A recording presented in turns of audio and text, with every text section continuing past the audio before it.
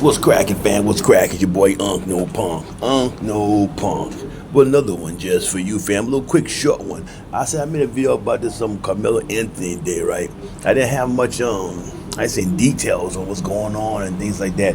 But I saw this dude called Judge Joe Brown.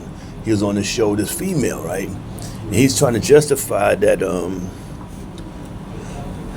not justify, but trying to justify that what the guy did, Karmelo Anthony, was wrong. He was only wrong. He's saying why most for trespassing. He was saying he was kept trespassing.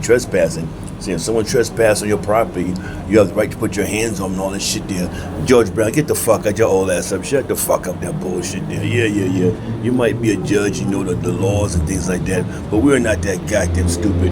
It was no kind of like it was a tent at his house or something like that, or some kind of private property thing there. This was a tent that was inside of a school, or some kind of track meet there.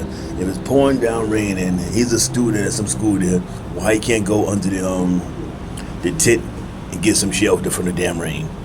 It was a bum on the street that anybody walking down the street there, it's pouring down rain, they're gonna get under there, to get some shelter. So that trespasser shit, that's some bullshit right there. That's some bullshit. They talk like he owned the tent. It was his private property, so he can get up there and it has the right to tell this dude Karmelo that you must leave this tent.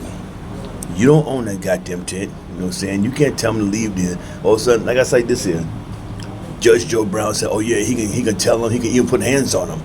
That's not his goddamn tent. These are damn students. If there's a problem, he want him out that tent. He should call the faculty. Call a teacher. Somebody said this was here and this was that there, and they probably said something.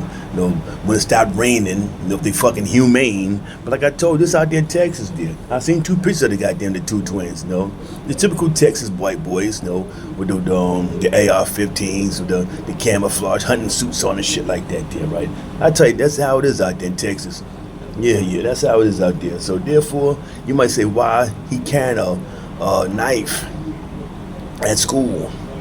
Come on. We all carry knives at goddamn school at one time in our life. Doesn't mean we out there wanting to kill somebody. No, he fell with self-defense.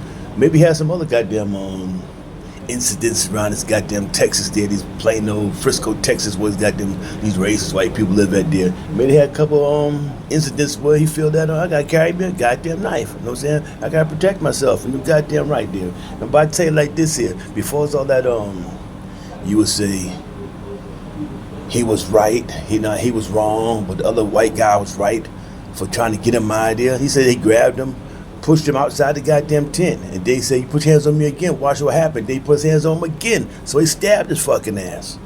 Stabbed in the goddamn heart, and he died. I don't wish no death on no goddamn body, but hey, man, you put your hand on him 2 goddamn times, you pushed him out the goddamn tent. Who are you? You know what I'm saying? Everyone talking shit about he shouldn't have did that there.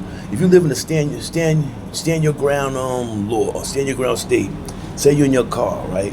And someone's in the car in front of you, they hit their brakes, and they come walk to your car looking with some kind of crazy ass look. When you try to reach for your car door, you can shoot their fucking ass. That's the goddamn law. So why is no kind of law where someone put their hands on you one goddamn time and try to do it a goddamn time there? No one's helping this goddamn dude. He probably had a little group of friends with him. You know what I'm saying? Yeah, that's right, a group of goddamn friends. So therefore, I don't hear that bullshit. Like I said before, I see these I used to watch this dude called Reckless.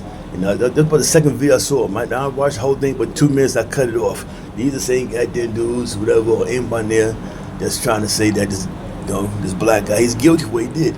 I'm not saying he did not fucking kill him. I'm not saying, of course, he killed him. But goddamn, you put your hands on one time. They said don't push him out the goddamn tent into the rain, right? And then and still kept instigating the goddamn thing. He said, "You touch me again, watch what happens." Then he put his hands on him again, so he fucking stabbed him. I would have did that shit probably. I would have did that shit probably. Goddamn right. If a man some got you say any goddamn place and someone put their hands on me, you know what I'm saying? Maybe he felt fear. Maybe a whole bunch of people they by himself. I don't know. But I'm not going to keep putting your hands on me, goddamn it. If I feel goddamn fear, I'm gonna fucking I'm gonna delete the goddamn I'm gonna delete the goddamn problem.